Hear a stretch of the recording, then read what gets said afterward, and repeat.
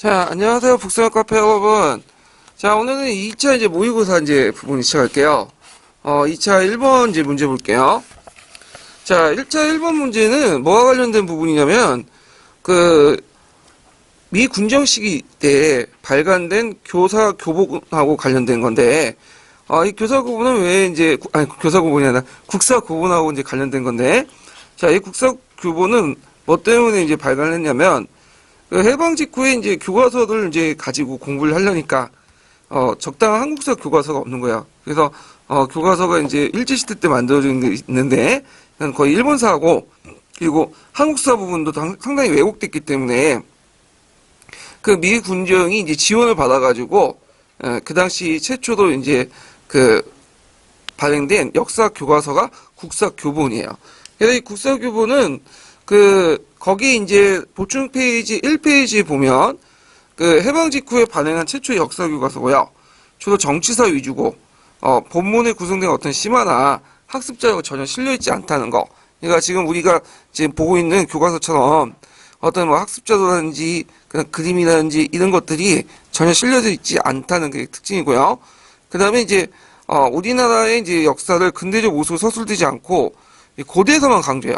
고대사가 그 비중이 거의 한 60% 되거든요. 예. 그 다음에 이제 사화나 당쟁, 이런 것들이 강조돼가지고, 아직까지 일제 신민사학에서 큰 틀에서 벗어나지 못한다는 한계도 있죠. 예. 자, 그래서 국사교본은 어디에서 발간됐냐면, 예전에 이제 진단학회 있죠? 예, 진단학회 출신들이 이제 발간한 최초의 교과서가 국사교본이다. 이렇게 좀 기억을 해 두시면 될 것 같아요. 그래서 거기에서 이제 발간한 주체는 주체를 쓰라고 했죠. 책 이름이 아니라 진단학회고요. 그 다음에 이제 한계는 아까처럼 이 신민사학의 영향을 받아갖고 사화나 단쟁 같은 것들을 강조하고 역사 변화의 어떤 외국의 영향을 중시하겠다. 이거는 이제 자율성론이 아니라 뭐죠? 신민사관의 하나인 타율성론과 관련된 거죠. 그건 이제 아까 얘기한 것처럼 이제 진단학회 사람들이 뭐 신민사학을 좋아가지고 이제 선택한 것보다는 그들의 스승이 주로 누구냐면 일본 사람들이야. 그러니까 이제 알게 모르게 영향을 받은 거예요. 그거는요. 자, 그 다음에 이제 2번을 이제 볼게요. 자, 2번은 뭐와 관련된 내용이냐면 이제 신문학 관련된 내용이죠. 그래서 거기 신문학 관련된 내용은 이제 여러분도 알다시피 이제 신문학의 업적 중에 지방 정치 조직이 있어요. 구주 오수경제도 정비. 그래서 구주들 만들어가지고 신라를 예전 땅의 3주들, 백제 땅의 3주들, 고구려 남쪽 지역에 3주를 뒀어요. 고구려 같은 경우에는 이제 신라가 일부만 점령하고 있었죠. 남쪽 지역. 근데 억지라도 이제 세 개로 나눠가지고 이렇게 뭐냐면 3주 이렇게 편입시키는 그런 정책들을 이제 포방을 했는데, 자, 신문학 정책 관련된 내용들은 보충 페이지 1페이지에 있거든요. 자, 1페이지 한번 보면요. 일단 전제왕권을 강화했고, 6.25적 정치 이념을 포방했고요. 자, 정치적으로 보면 14부가 완료됐죠. 그 다음에 이제 지방 군사제도 정비 오소경, 구주 오소경 같은 것들을 정비했고요. 경제적으로 예전에 한번 시험 문제 나왔던 간료전을 지급하고 노골 폐지했다. 예. 그래서 있고, 그 다음에 중국식 이제 요제를 받아들여서 오미제를 실시했고요. 그 다음에 달구별을 천도를 계획했다가 이게 귀족세력 때 반발 때문에 대신에 오소경을 설치했다. 그래서 여러 가지 업적도 있어요. 그래서 신문학의 업적들 좀 기억을 해두시면 될 것 같아요. 여기는 안 나왔지만 신문학이 즉위한 연도에 무슨 난이 나왔죠? 장인이었던 김홍들의 난이 나왔죠. 그것도 예전에 객관식 기출문제에 언급됐으니까 좀 기억을 해두시고요.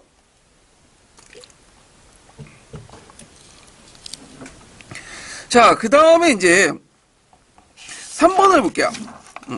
3번은 이제 한문사료 부분인데, 한문사료 나올 때는 이제 그걸 전체적으로 해석하려고 하는 것보다는 단서를 잡으라고 했죠.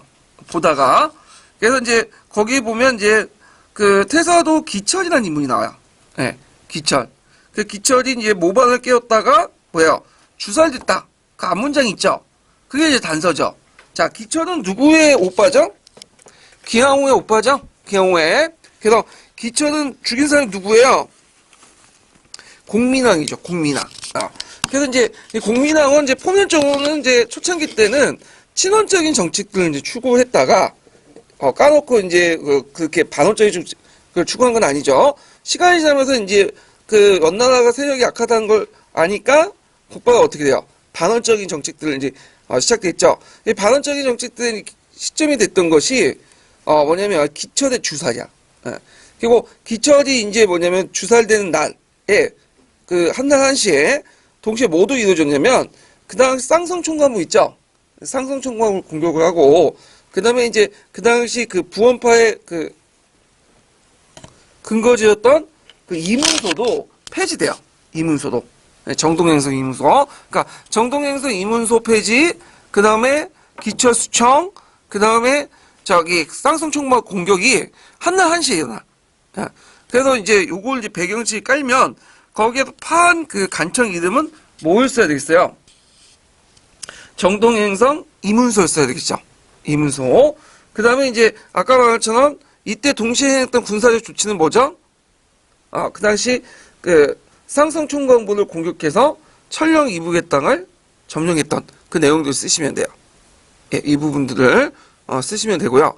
자, 그래서 이제 그 공민화의 개혁정치 부분은 시험 문제에 좀 나와요. 그래서 자주 나오니까 좀 기억을 해두시면 돼요.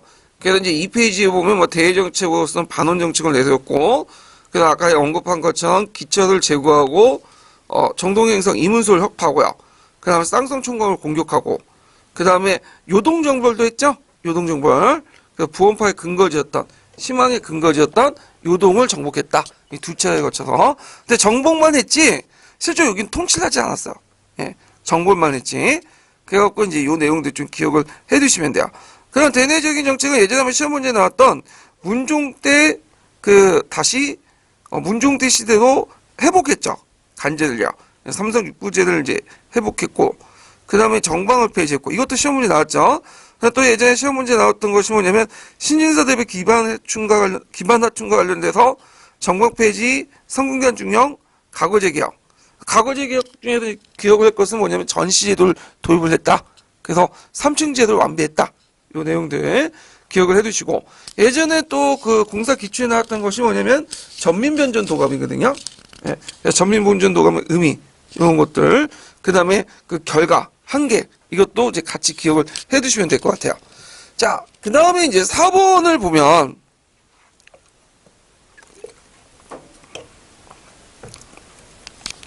자, 이 4번은 이제 뭐와 관련된 거냐면, 교조신호운동과 관련된 거야. 교조신호운동.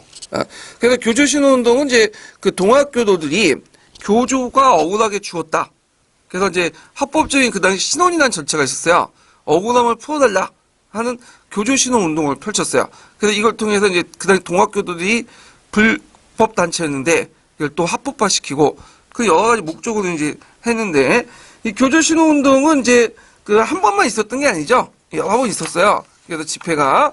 그래갖고 이제 잠깐 3페이지 펴보시면요. 자, 그 교조신호운동 관련돼갖고 이제 공주 3례 집회가 있었고, 처음에. 그래서 이제 서울로 올라와서 제2차 서울 복합상소가 있었고요. 그 다음 보훈 집회, 금구 집회, 이렇게 있는데, 시기적으로 금구 집회가 좀 앞에 있어요. 보훈 집회보다. 예. 그래서 이제 한 4번 정도, 3-4번 정도의 이제 뭐냐면 그 교조신호운동이 있었다는 거죠. 그래서 초기 때는 이 교조신호운동은 상당히 종교적 목적에서 출발했어요. 그래서 주로 이제, 북적 같은 지도부들이 이제 뭐냐면 주도를 했죠. 근데 시간이 지나면서 어떻게 될까요? 정치 성격이 바뀌게 되죠. 그래서 남접이 주도를 하게 돼. 그래갖고 이제 그 주도하는 그 계기가 됐던, 종교적 집회에서 그 정치 집회로 이렇게 넘어가는 어떤 집회가 뭐냐면 이 보훈 집회야. 그래서 보훈 집회에서 이제 내걸었던 구호가 뭐냐면 예전에 시험 문제 나왔지만 척외 양창이죠. 예.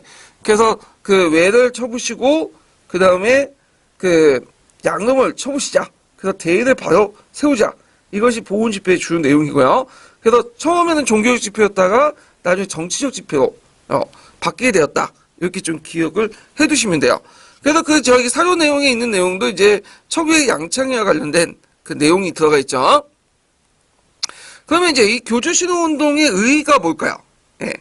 교조신호운동의 의의.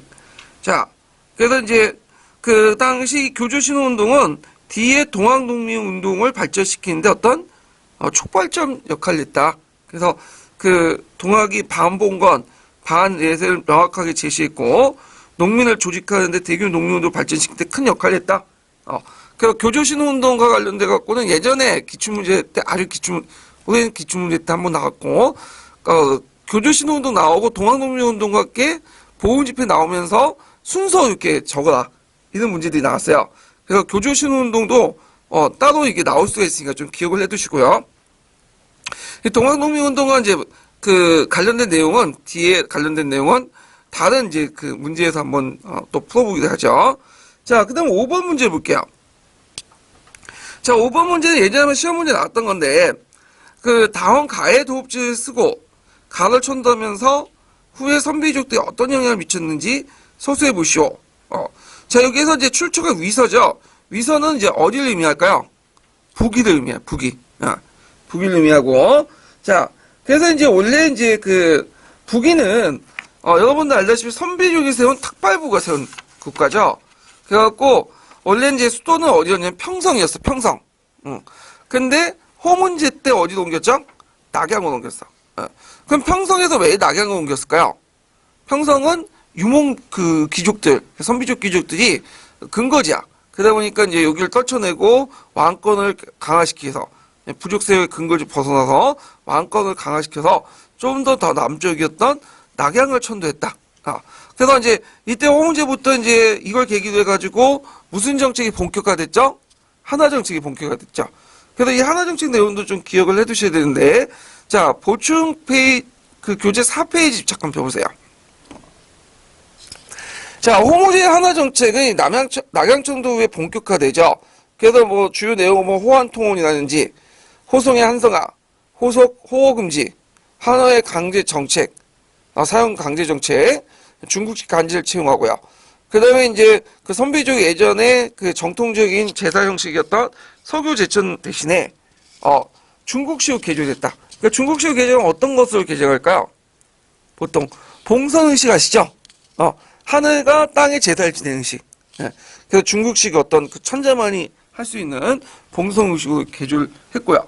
그래서 성종 붕정 정책이 있죠. 그래서 이제 그 한인 호족들하고 선비족 귀족들 간에 등급을 나눈 다음에 일종의 통혼권이 형성되는 그런 정책들이 성종 붕정 정책인데 그걸 계기로 이제 하위 일어날 게 있고 문벌 사회를 형성을 가속화시켰다.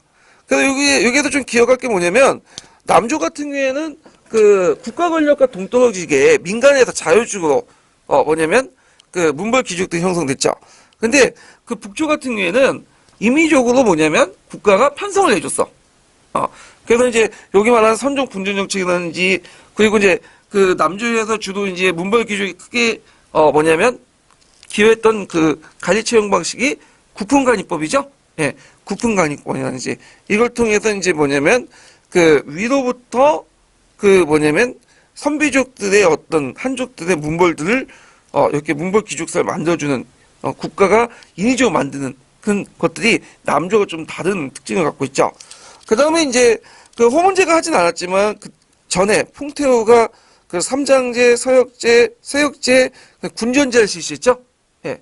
그래서 삼장제, 세역제, 군정제는 삼위일체적 성격을 갖고 있다.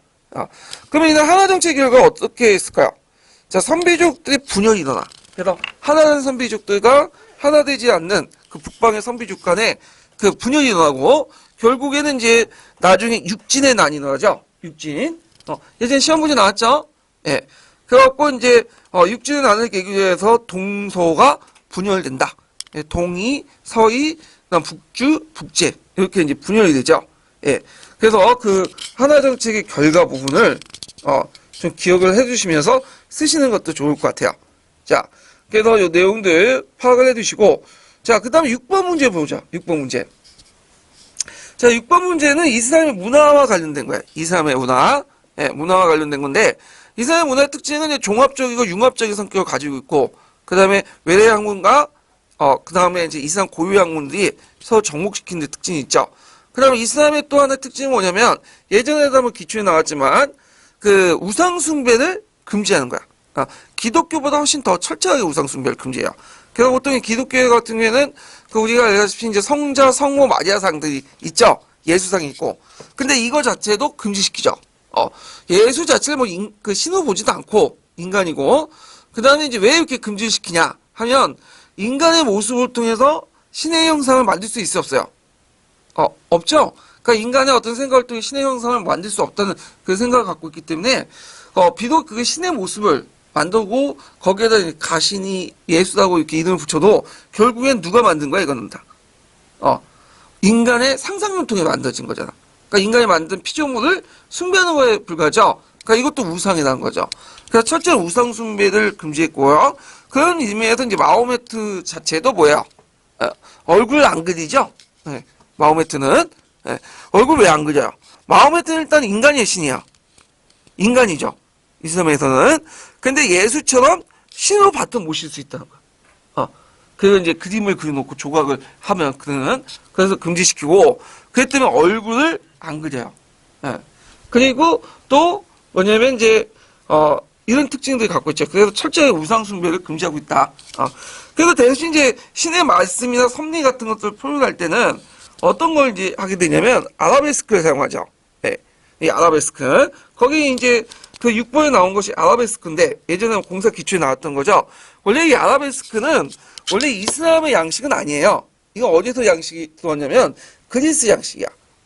그런데 원래 그리스 양식의 아라베스크는 좀 약간 이제 틀린 게 뭐냐면 거기 새나 동물이나 이런 모양들이 그려져 있어요.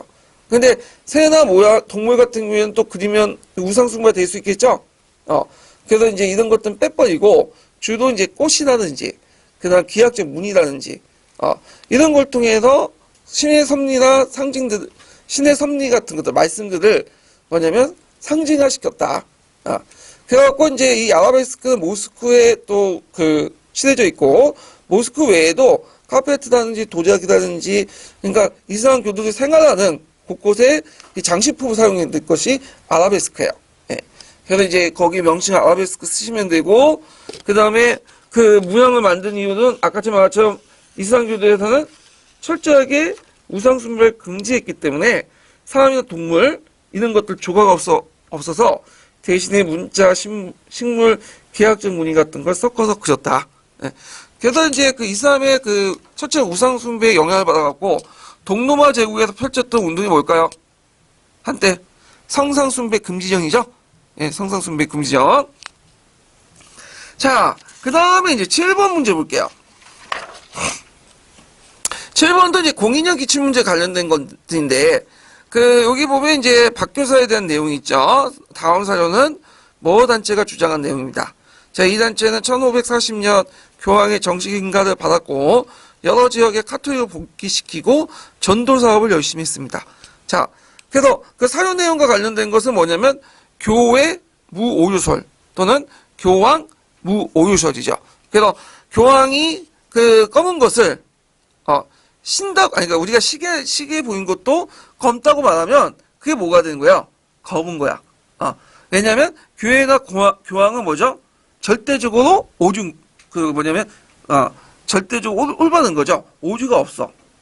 그래서 이제 이걸 이제 받들어 모신 것이 예수회인데 예수회는 누가 조직했죠? 노율라가 조직했죠? 그래서 이제 이 노율라 이름이 예전에 시험 문제 나왔고 그래서 5페이지 잠깐 보시면 군대식으로 조직했어. 그래서 예수회란 말 자체가 뭐예요? 예수의 군대라는 뜻이야. 노율라가 어떤 출신이죠? 스페인의 군인 출신이죠? 그래서 있고, 그 다음 교황에 대한 절대 복종. 그래서 이제 목적은 카톨릭 신앙 수호를 하고, 활동을 보면, 이제 그 카톨릭의 교세 회복과 해외 전도를 했는데, 아시아, 아메리카 지역을 회복을 했고요. 그 다음에 이제 청소년 교육을 시켰고, 그 다음에 트렌트 공예를 주도적 역할을 했다. 그래서 이제 여기에서 카톨릭을 복귀시키고 전도 사업을 했다. 그럼 여기 구체적인 내용을 써야 되겠죠. 그럼 여러 지역의 카톨릭 복귀인데 이들에 의해서 카톨릭 복귀된 지역들이 어딜까요? 오스트리아를 중심으로 남북 독일 지역, 그다음 폴란드 이런 지역이죠. 여기 남북 독일이라는 건 뭐냐면 남쪽에 있는 그 지역을 말하는 거예요. 남쪽의 북쪽 지역, 예, 그걸 의미하는 거고. 그 다음에 이제 거기에 이제 전도 사업과 관련된 건 뭐죠? 아메리카와 아시아의 전도 사업이죠. 예, 구체적인 내용들 쓰시면 돼요. 교육 활동도 같이 했고요.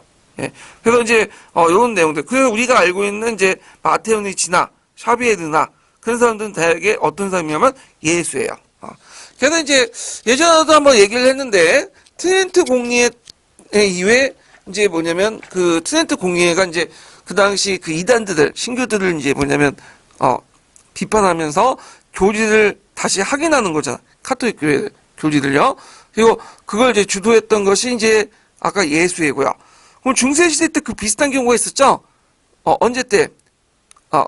그다음 이노센트 3세 때. 그래서 있었죠. 그때 이제 뭐가 일어났어요? 알비파니, 왈도파니 하면서 이단들이 등장했죠. 그래서 그것을 이제 마무리하고 카톨릭의 교리를 다시 확인한 회의가 라테는 4차 공리회죠.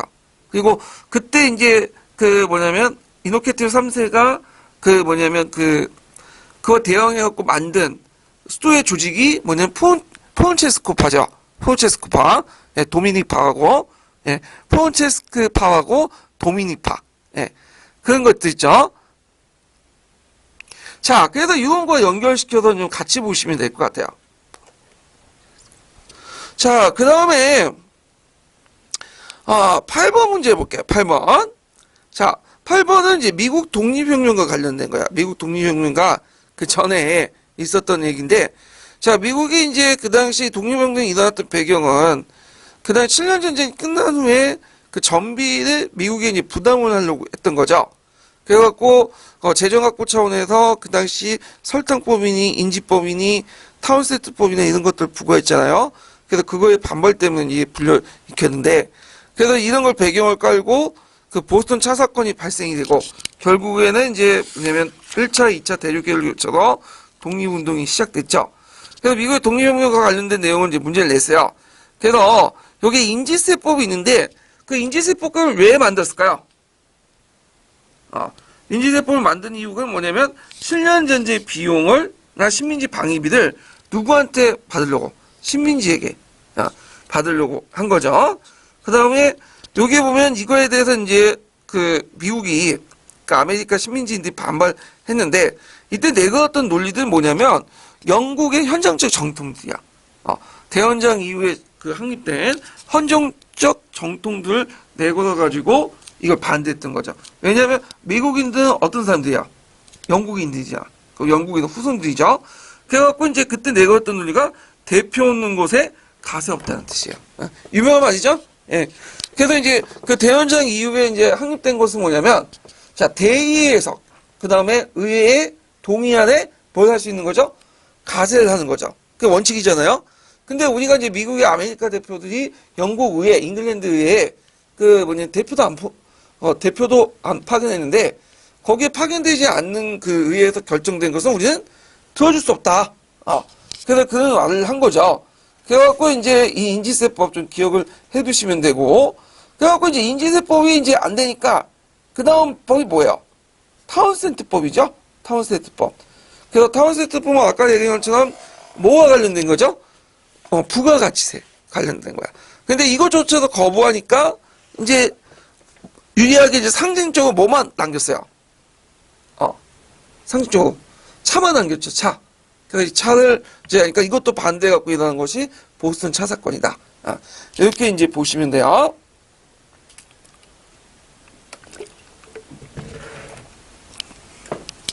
자, 그래서 제가 이제 지금은 그 문제에서 제가 이제 인지세법이나 이런 것들만 좀 언급했지만 시험 문제는 예전에 나온 거 보면 뭐 보스턴 차 사건도 있고 제1차 대륙회의라든지 그 예전에 또 뭐가 나왔냐면 그 미국의 독립선언서 있죠? 예. 그 미국 독립선언서 나왔으니까 꼭 봐두세요. 자, 그 다음에 9번 문제 볼게요. 자, 9번 문제는 다음은 교과서 내용 조직과 관련된 거죠. 내용 구성과 관련된 건데, 자, 작성 방법에 따라 답안을 작성하시오. 자, 요거는 이제 뭐냐면, 교과서 수준의 교육과정이에요. 예. 그래서 보통 내용 조직에 보면 이제 세 단계를 거치죠. 국가 교육과정 수준. 그걸 봤더만 교과서 수준 내용. 교과서 수준의 이제 내용 조직. 그 다음에 수업 내용 조직, 교사가 하는 세 단계를 통해서 이루어지는데, 요건 두 번째 단계였던 교과서 수준의 어떤 내용 조직과 관련된 부분이에요. 그럼 교과서 수준의 내용 조직을 펼쳐날 때, 교과서를 만들 때, 편집자가 자기 마음대로 만드는 게 아니죠. 어디에 입각해 쓴 거죠? 어디에서 입각해 만든 거죠? 교육과정. 그래서 이제 주로 이제 그 우리나라 교육과정에서는 되게 대단원까지 국가가 정해줘요. 그래서 그 대단원의 어떤 항목에 맞춰가지고 교과서를 이제 집필자들이 이제 자율적으로 만드는 그런 시스템인데, 자, 거기에서 이제 볼 때 교과서 내용 조직은 유형별로 볼 때, 내용 구성 유형 볼 때 세 가지 유형으로 나와요. 네, 하나가 뭐냐면 설명형이죠.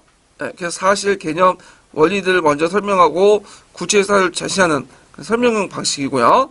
그래서 이제 제일 일반적인 방법이고, 그 다음에 이제 뭐냐면 두 번째가 탐구형, 탐구형이죠. 예. 그래서 이제 여기 학습형이 되는데 탐구형이에요. 그래서 탐구형 방식이 있다. 예. 그래갖고 이제 있고, 탐구형 방식 같은 경우에는 그 탐구 문제 형식으로 나와. 그래갖고 이제 그걸 통해서 학생이 풀어가는 과정에서 발견 학습, 학습의 전이 이런 것들 강조하고요. 그래서 세 번째 유형 같은 경우에 뭐냐면 이야기형, 내러티브형이죠. 예. 그래서 세 번째 유형이 있다. 그래서 이제 가는 이제 뭐와 관련된 거야? 세 가지 유형 중에. 개념, 주종제에 대한 개념과 관련된 거죠. 개념 제시하고 구체 이해가 들어가 있잖아요. 그러니까 이제 첫 번째 형은 뭐냐면 설명형이죠. 두 번째는 뭘까요? 어떤 예문이 주어지고 가지가 주어지죠. 탐구형이죠. 그래서 이제 설명형과 탐구형 좀 기억을 해두시면 되고요.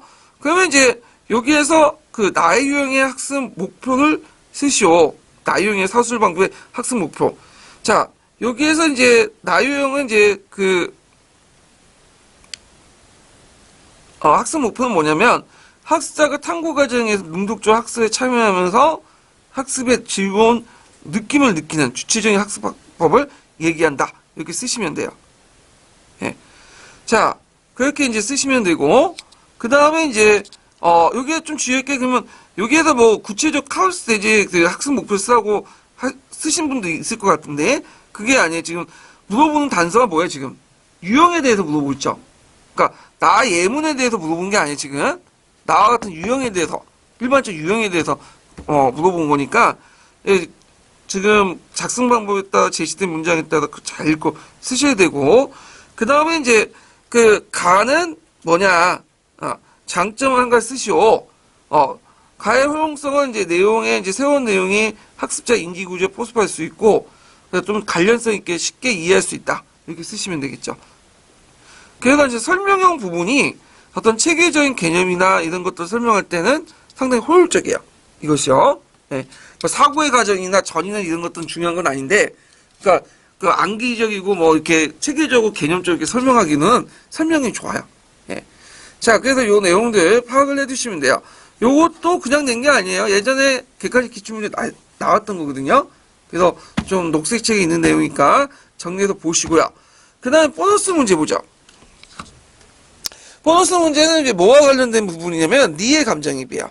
자, 니의 감정이입과 관련돼 갖고 나오는 게 뭐냐, 전제 조건과 관련돼 갖고 그 네 가지가 나왔죠. 그러니까 니는 이제 감정이입을 하기 전에 전제 조건 네 가지 써라.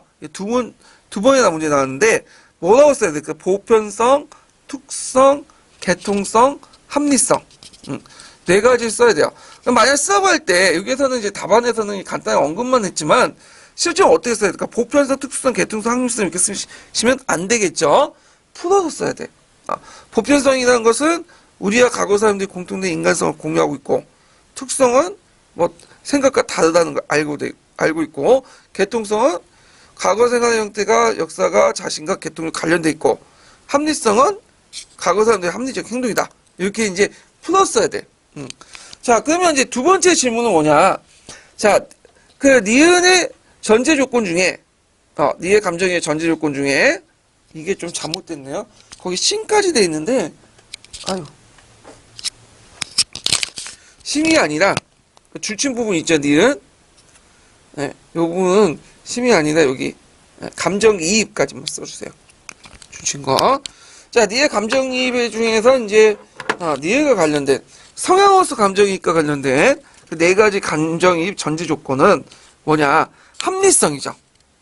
과거 사람도 나름대로 우리처럼 합리적으로 행동했을 것이다. 목적 상황 수단에 맞게. 그렇기 때문에 사료가 부족할 경우에는 우리 입장에서 한번 생각해 보는 것도 좋을 것 같아요.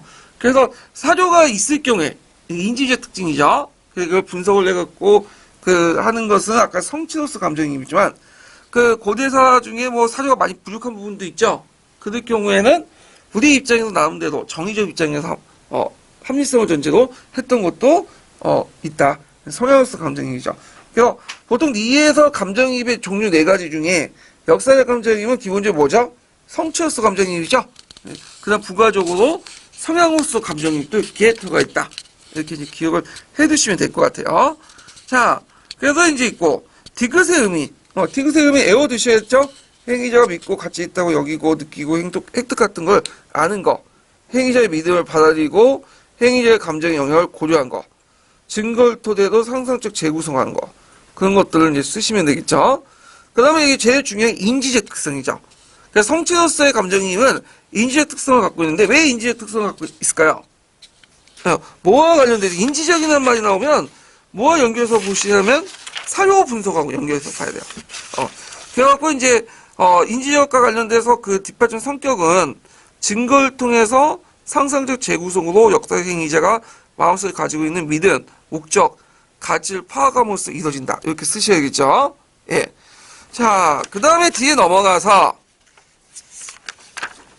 10번 문제 볼게요. 10번 문제. 자, 이거는 이제, 그 일반적 설명 방식 중에 하나인 유추와 관련된 거죠. 그래서 제가 이제 제시한 게 레닝의 4월 태제와 관련된 부분인데, 4월 태제는 모든 권력은 소비에트로, 농민 토지로, 뭐 즉각적인 전쟁 중지, 세 개의 캐치프라이를 가지고 이제 내걸었던 건데, 그것도 외워두셔야 돼요. 예전에 기출이 나왔던 거니까. 자, 그래서 이제 그 당시 이제 농민에게 토지라는 말에서 농민의 토지를 주장했던 것은 농민들의 토지를 분배하자. 이걸 주장했던 것은 누굴까요? 이건 원래 그 사회민주당에서 러시아 사회민주당에서 주장한 게 아니라 그건 주로 이제 누가 주장했냐면 사회혁명당에서 주장한 거야.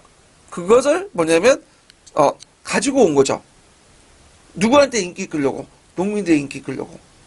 근데 이제 주의할 것은 여기에서 농민에게 토지를 준다는 거는 농민에게 소유권을 준다는 거예요. 소유권의 의미가 아니에요, 이거는. 예에 의하면 농장을 만든 다음에 그 농장을 통해서 분배해 준다는 거야. 경제권을. 그래서 이제, 근데 요거는 싹 제외하고 농민에게 토지를 이렇게 내세는 거죠. 그래서 요번에 이제 뭐 정규직을 비정규직화 시키면 되게 좋은 의미잖아요. 근데 기존의 비정규직을 이제 정규직 시키면 어떤 문제점? 밑에 들어온 일자리 노동시계 들어온 진입 장벽이 어떻게 돼요? 들어오려는 그 사람들에게는 가로막는 거죠. 그래서 이런 의미에서 이제 보시면 될 것 같은데, 자 그러면 요걸 현대 정치하고 이제 보면 예전에 박근혜 대통령 여기 000으로 쳤죠. 박근혜 대통령이에요. 박근혜 대통령이 어디에 진보당의 복지 프레임을 가지다 선거에 이용해 먹죠. 예. 그러니까 승리했잖아. 그런 거 이제 비유를 들었어. 비유를.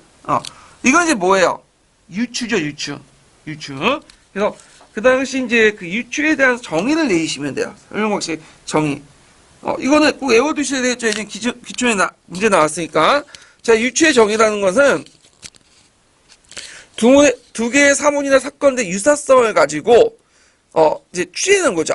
그래서 두 개의 사물이나 사건들 가운데 그 중에 하나에 관해서 알고 있는 사실 토대로 거의 알지 못하는 것을 추리하는 설명 방식이 유추다. 그래서 이거 꼭 기억을 해두시면 될 것 같아요. 기반 사례를 바탕으로 해서 포적 사례를 뭐냐면 추리하는 방식 이렇게 이제 정의를 내릴 수가 있겠죠. 자, 그래서 이게 있고 그 다음에 이제 기억의 사례 명칭을 쓰시오. 자. 그래서 이제 이 설명 방식 이유를 이제 서술해 보시오. 자, 이 당시 이제 왜 이런 것도 필요했을까요? 학생들이 배우는 역사 사실이 이미 지나가 버린 과거의 사실이기 때문에 그래서 학생들이 직접 관찰하고 경험할 수 없기 때문에 그런 거죠. 그래서 잘 알고 있는 것들을 끌어다가 쓰는 방식이다. 좀 기억을 해 두시면 되고.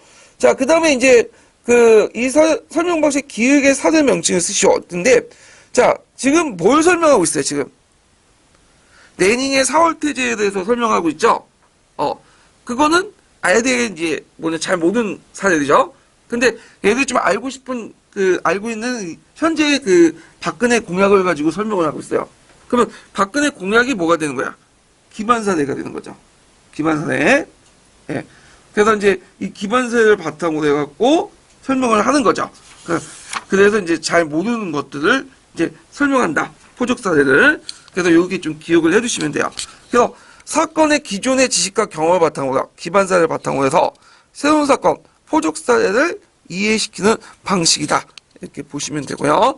자, 그 다음에 니은을 해결하기 위해서 교사가 해야 할 일을 말해보시오. 이렇게 했는데, 자, 그 학생이 이렇게 설명했는데 학생들이 정책 별 관심이 없어. 그래서 이 설명 이해를 못해. 그래가지고 뭐뭐 대통령이 제시한 공약과 뭐뭐의 복지가 무엇인가요? 잘 모른단 말이야. 자, 그러면 이제 그 교사는 어떻게 해야 될까요? 이걸 할 때 이런 문제를 왜 이런 문제들이 일어났을까요? 지금 그 유출을 먼저 하기 전에 학생들 선행 정도를 알아야 되겠죠. 그러니까 이게 친숙한 경험인지 알아야 되는데 지금 파악하지 못하잖아. 그래서 이걸 파악해야지만 학생들에게 이걸 제대로 할 수 있는 거야, 유출을. 그래갖고 이걸 해결하기 위해서는 교사가 학생들 선행학습이라든지 그런 친숙한 경험이라든지 이런 것들을 파악을 해야 된다. 유의점에 속하겠죠? 요번에 시험 문제 나온 것이 유의점이죠. 유의점 두 가지인가? 쓰라고 나왔잖아요.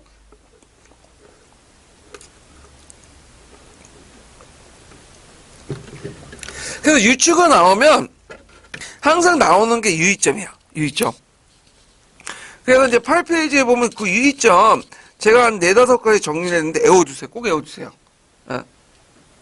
제가 패턴을 보니까 항상 유추가 나오면 그 다음 비교학습 나오고 비교학습 나오면 그 다음 유추 나와. 그러니까 요번에 나오니까 이제 유추 나왔으니까 다음에 또 뭐가 나오겠어요? 비교학습 나올 것 같아. 그러니까 유추와 비교는 맨날 나와. 설명 방식에서. 그래서 꼭 기억을 해주시고 주로 유의점이 나오지만 가끔씩 장점도 나와요. 특징 물어보는 것도 있어. 그것도 같이 외워두셔야 돼요. 그래서 녹색체가 남색체가 같이 있거든요.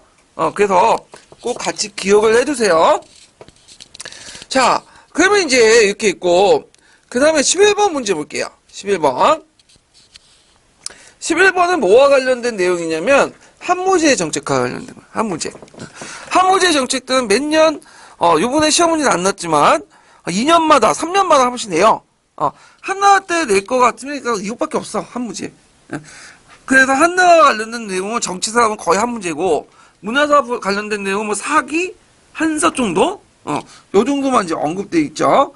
자, 그래서 한무제 정책들은 되게 많아요. 국내 정책들 보면 뭐 중앙 집권적인 어떤 전제군주를 완성했고 유학을 간악화했고 그다음 동아시아 국제질서 형성하는데 연호를 제정했고 조공채권 관계를 주변 국가까지 확대했고 행정제도 개편 내용도 있죠. 요 예전에 한번 시험 문제 나왔던 것이 뭐냐면 지방제휴 통치책이죠. 그래서 그것도 외워두셔야겠죠. 그러니까 추운력, 주급력, 자간율, 부익률, 아당률, 자사파격 외워두세요. 이거 다. 그 다음에 이제 내주 정책을 강화했고 그 경제 정책이 이제 요번에 문제 낸 건데 경제 정책은 이제 왜 했냐? 한무제가 대제국을 건설하고 대규모 토목건설 하니까 재정이 많이 낭비되는 거야. 재정 확보 정책에서 했고요. 그래서 이제 법과적 중농 억상 정책을 했죠. 그래서 종조의 상항, 한무제, 그 다음에 그 뒤에 있는 신나라의 왕망도 다 이제 일맥상통한 이제 법과적인 중상 억상 정책들을 했던 거고요. 그래서 이제 그 중농 억상 정책에 맞춰갖고 여러 가지 정책들을 했죠. 전매제도, 군수법, 평준법 요 내용도 있어. 외워두세요. 예. 그래서 이제 요 내용을 통해서 상인들이 했던 이익을 자기가 뭐가 하는 거야? 국가가 적극적으로 시장에 개입해갖고 하는 거죠. 그래서 상인들이 취했던 이익들을 국가가 먹는 거야. 이런 것들이 이제 특징이다. 화폐도 통일했는데 예전에 시험 문제 나온 무슨 화폐? 오수전. 오수전 시험 문제 나왔죠? 그래서 오수전은 예전에 말한 것처럼 중국 역사상 제일 오래된 화폐야. 제일 오래된 화폐가 아니라 제일 오랜 기간 동안 사용했던 화폐죠. 거의 700년 동안 사용했던 화폐고요. 그 다음 한무제 정책 중에 정책 중에 또 특징이 뭐냐면 정복전쟁이야. 그래서 서역 지역을 이제 개척하고 장건 서역을 발견해가고 기단길을 발견하고요. 자, 우리나라 관련된 이제 한사군을 설치하고 남방 그 남해 구군을 설치하고요. 그 다음에 또 뒤에 넘어 한모제 유교진흥청 있죠? 그래갖고 이제 유교를 관할했는데, 재작년인가요? 재작년에 기출문제 나왔던 것이 동중서의 뭐예요? 청인상설이죠. 청인상설. 그 청인상설이 있고, 그 다음에 이제 한골이선제. 그래서 한모제 정책들은 다 외워두셔야 돼요, 그냥. 하나부터 끝까지. 네. 그래서 한모제 통치 의의는, 법가정의 형제 지배체제를 유지하면서 육아적 통치 이념을 같이 내세웠다. 이걸 이제 뭐라고 해요? 왕패잡도라고 하죠. 왕도와 패도를 같이 한다. 왕패잡도. 그 말 자체도 기출문제에 나왔던 거예요. 자, 그러면 이제 문제를 풀어보면 다음 기획한 니은에 실시했던 배경을 써보고 두 주인으로 기획과 니은제를 같이 묶어서 이제 배경을 두 가지 써보고 그 다음에 기획의 국가가 어떤 방식 이득을 얻었는지 말해보시오. 그리고 가에 들어갈 간청한 명칭을 쓰고 뒤의 내용을 말해보시오. 이렇게 있는데 자, 기획과 니은의 배경은 뭐예요? 대토목 공사에 들어간 막대한 비용이나 홍로 정보에 필요한 비용, 항복한 홍역에 내렸던 어떤 엄청난 금액 같은 상금들을 주기 위해서 이제 실시한 거죠. 예, 재원을 마련하기 위해서. 그 다음에 이제 기획은 어떤 식으로 이득을 취했을까요? 각 지방의 산물을 조세로서 징수하고 그걸 부족한 지역에 같이 팔면서 이득을 취했던 거죠. 예. 그래서 이제 지역 간의 어떤 물가 차이를 이용해가지고, 이게 이득을 취하면서, 그 다음 동시에 물가 조절도 같이 했던 거고요. 반대로 이제 평균법은 뭐죠? 계절 간의 어떤 물가 차이 있죠? 이런 것들을 이제 이용해서 이익을 챙기는 거고, 그 다음에 고민령 같은 건 뭐예요? 재산을 허위 신고한 상인이 많았기 때문에 이를 밀고 한 자가 있으면 조사 후 사실을 드러날 경우에 전 재산을 몰수하고 신고한 사람들에게 재산의 절반을 상금을 줬던 그 제도가 고민령이죠. 예, 그거 좀 같이 기억을 해 두시면 될 것 같아요. 그 다음에 이제 그 산민전도 같이 외워두셔야죠. 산민전은 누구한테 부과하는 거예요? 상인들에게 부과하는 거죠. 그래서 상인들에 부과했는데 일반 사람보다 5배나 부과해. 그러다 보니까 탄료가 많죠. 세금 탄료.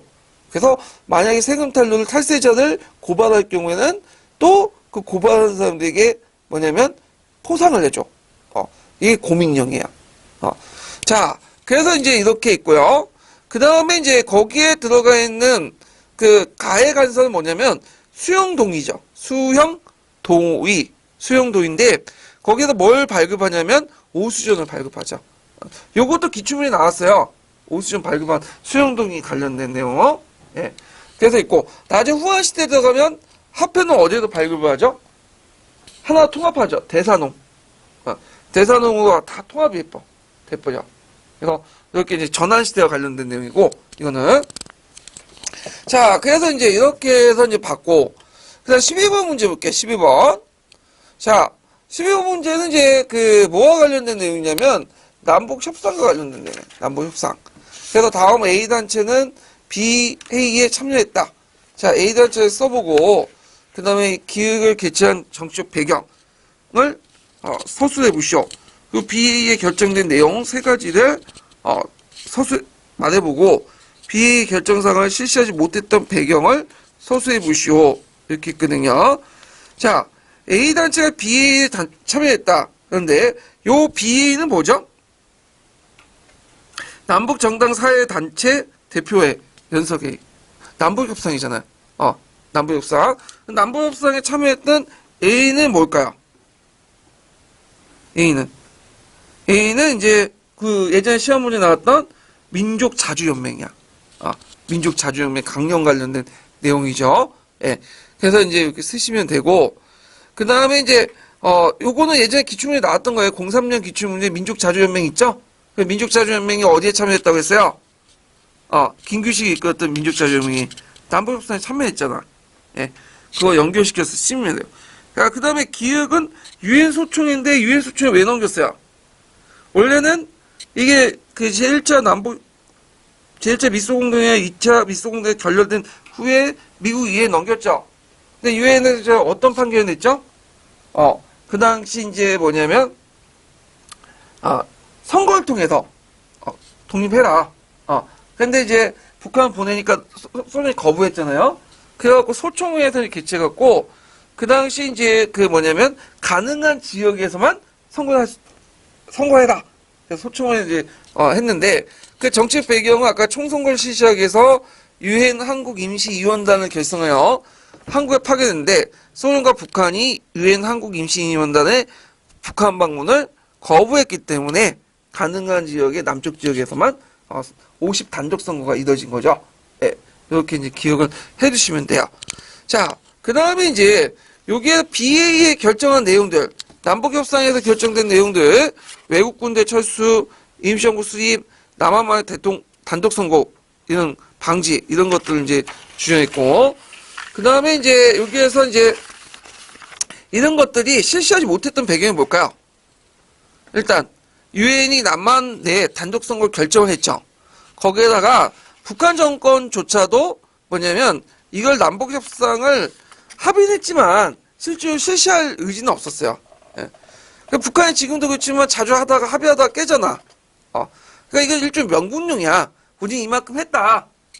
근데 남한 정부에서 그걸 만들어 놓고 우리 뭐 남북 협상에 참여하지도 않고 합의도 안 하니까 우리는 어쩔 수 없이 북한 정부를 만들어야겠다. 정부를 타로. 그래가지고 남한에서 8월 15일로 만들어지니까 좀 이따 만들어지잖아. 그래갖고 이게 언제냐면 이게 쌍십절이라고 하는데 10월 10일인가? 9월 며칠인가 모르겠는데 하여튼 북한 그 정권 탄생일 있죠? 예. 9월 달이죠? 거기가 좀 이따가 하는 거니까. 예. 자, 그 하여튼 이렇게 이제 명분용을 한 거야. 김일성이나 뭐 이런 사람들이 남북협상 이용해가지고. 자, 그래서 이제 남한과 북한에서는 그러니까 내부적으로 이제 실시 못한 건 독자적인 이제 정보가 수입되고 있었고, 남한과 북한에는 미국과 소련 배경으로 단독적으로 만들어갔던 세력들이 정치적 실권을 장악하고 있듯 아무런 성과를 거둘 수 없었다. 이렇게 쓰시면 돼요. 예. 자, 그래서 남북협상과 관련돼서도 예전에 04년 기출문제에 잠깐 언급돼 있었어요. 네, 이것도 기억을 해두시고. 자, 그 다음에 뒤에 넘어가서 12번 문제 볼게요. 자, 다음 가상의 인터뷰 내용을 보고 작성 방법에 따라 답안을 작성해 보시오. 이렇게 있는데, 자, 여기에서 이제 비트포기의 뭐와 관련된 정보 강조와 관련된 거죠. 정보 강조. 그래서 이제 비트포의 정보 강조인데, 저기 두 번째 내용을 보면, 정열적인 왕조는 이제 중국 왕조인데, 한족이 세운 진한수당, 정보 강조는 요금청인데, 정보 강조와 침투 강조의 구분은 다음과 같습니다. 자, 이거 동기에 나와 있는 거죠? 침투 왕조 같은 경우에는 장기간에 걸쳐 서서히 하북 지역에 내려와 거주했다가 이제 뭐냐면 세워진 곳이고, 그 다음에 정보 강조는, 장성 2부에 세워졌다가 그 중국의 일부나 전체를 점령했던 왕조들 얘기하는 거죠. 개념적으로 좀 틀린 거예요. 그래서 그걸 좀 기억을 해주시면 되고요. 자, 그 다음에, 예전에는 이제 그 흡수의원이 있었는데, 그 중국 문화의 그 유목민족 문화가 흡수됐다. 그런데 이게 이에 반대 비트포기는 뭘 주장했죠? 문화 병용을 주장했죠. 그래서 서로 다른 문화가 서로 이렇게 맞부딪히면, 문화적 변이 나면, 그 A로 B도 아닌 제3의 문화가 탄생된다. 이렇게 했잖아요. 그래서 서로 문화를 지니고 있는 여러 민족 집단이 계속해서, 그리고 직접적으로 접촉할 때 나타나는 여러 가지 형상을 포괄하는 포로로서 그 결과 어느 한쪽도 양자에게서 없는 문화적 유형의 변화가 생긴다. 네, 요게 이제 뭐냐면 그 문화 병용론에 관련된 내용이에요. 문화 병용론 같은 경우에도 시험 문제 나왔던 거죠. 문화 병용론. 문화 병용론은 그 사회문학 시간에 문화 적변이라는 말이 있어. 개념. 이걸 비슷하게 생각하시면 돼요. 자, 비트포기 이론의 한계점. 한계점 이제 보면, 요조의 성격을 너무 강조했고, 요나라 성격을 정익적 중국 왕조에서 송을 제했고, 정보 왕조에서 원을 제했죠. 원을. 그래서 이제 그 요전 이전의 유목국가를 요 왕조가 동일시하면서 그 이들 유목국가의 역사의 발전을 인정하지 않았다는 비판도 받고 있고요. 그래서 이렇게 있고요. 그 다음에 거기 기획과 관련된 밑줄친 부분이 뭘까요? 정치구조, 요의 정치구조.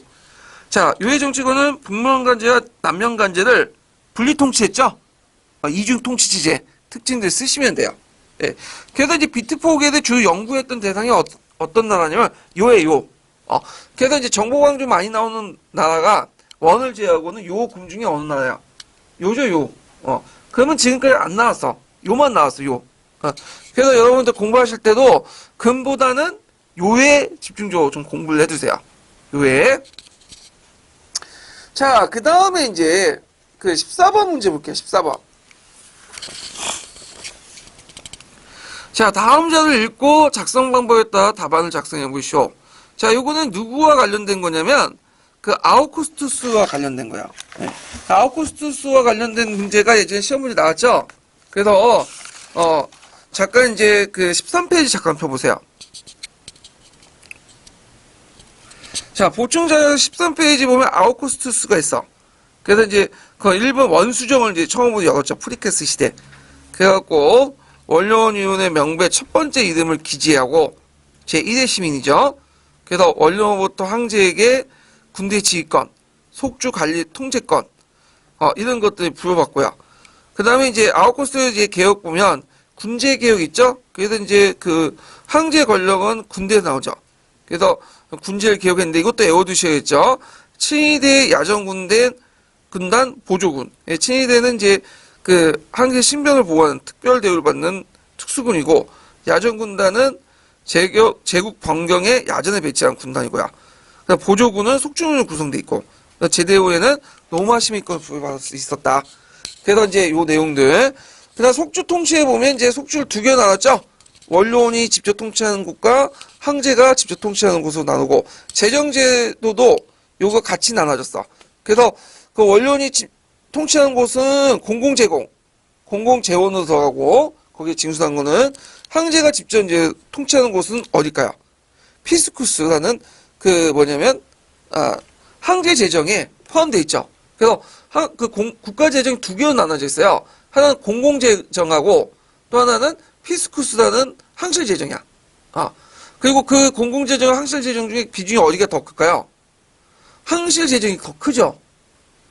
그리고 이제 황실재정을 바탕으로 해서 군인연금도 만들고 그 군인에게 이제 뭐냐면 땅이나 어떤 여러 가지 월급도 주고 그 다음에 이제 또 그 여러 국가 행사도 이제 주치를 하고 공무원도 고용하고 그래서 상당히 재정적으로 자신의 재정을 장악함으로써 자신의 권력 기반을 확장시키려고 했다.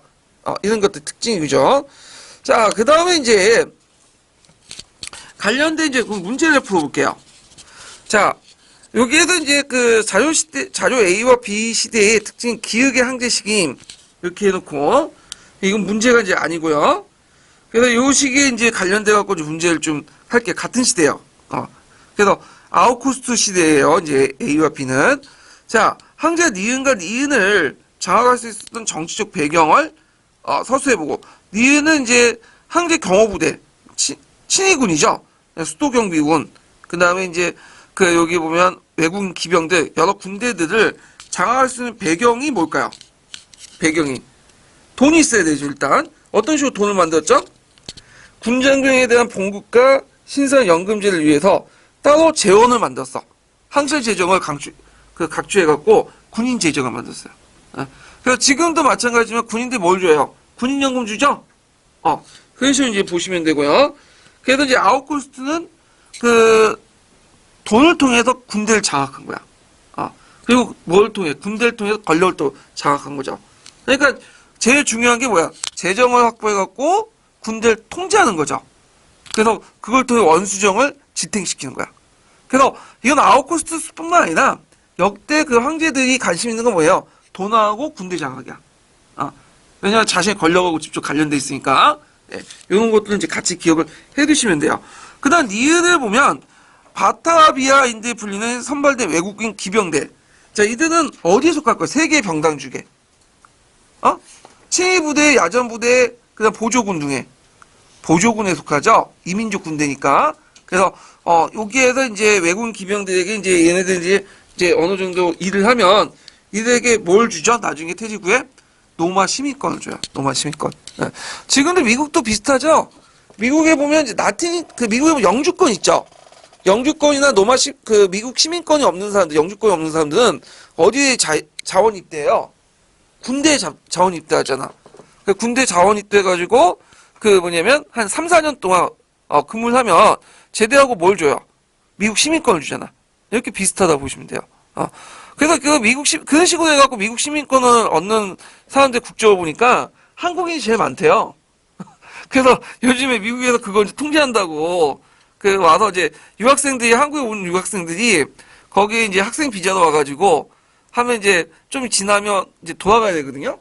그러니까 미국 시민권을 얻겠다고 미국 군대에 간 거야. 이때 신청하는데 위에서 이게 반발하는 거야. 너무 많다고. 그래갖고 그 당시 이제 지금 뉴스를 보니까 커터를 정해가지고 뭐 몇 명만 받아주고 몇백 명만 나머지는 아예 이제 신청했는데도 안 받아주고 그런다고 하더라고요. 근데 그 사람들도 웃긴 게 미국 시민권을 얻기 위해서 군대 가는 사람이 좀 군대 간다는 게 좀 웃기지 않아요? 한국에 가서 군대를 좀 갔다 오지. 한국에서 군대도 안 가면서 미국 시민권 얻겠다고 거기 와서 군대 간다고 하면서 참 뉴스 보니까 안타깝다고 이렇게 하는데 안타깝고 그거 하나도 없지요. 미국에 군대 가서 시민권 못 얻는 게 무슨 안타까운 일이라고 거길 뉴스거리 내는지 모르겠는데. 자, 하여튼 노마 제국하고 미국의 운영 시스템 보면 딱 일치돼. 그래서 이제 이런 특징들 갖고 있어요. 자, 그래서 이런 내용들 아우구스티누스의 정책들 예전에 시험 문제 나왔으니까 아우구스티누스의 정책들 꼭 기억해 주시면 될 것 같고요. 잠깐만 이거 하나 더 풀어야겠네요. 자, 그러면 여기에서 이제 재정화와 관련된 것도 있죠. 황제 속주를 설정한 이유를 말해보고 이 지역의 세금 징수 및 수납 과정을 두 줄 이내에서 설명해 보시오. 자, 왜 이렇게 이제 설정했겠어요? 황제가 직접 통치하는 속주. 대개 이런 지역들은 치안이 불안하거나 그 다음에 야만족 대 침입을 계속 받는 주야. 그래서 황제가 직접 통치를 했고, 그다음 이 지역에서는 주로 이제 황제 재정을 책임진 징세관이 파견돼서 징수하고 그 세금은 황제 소속의 국고에 들어가요. 피스쿠스라는, 원래 피스쿠스는 바구니나 뜻이죠? 라틴어로. 그래서 이제 금이나 은 같은 걸 바구니에 담았다 해갖고 요런 명칭이 이제 생긴 것 같아요. 자, 그래갖고 이제 이렇게 해서 이제 한번 풀어봤고, 좀 쉬었다가 전공 B로 넘어갈게요.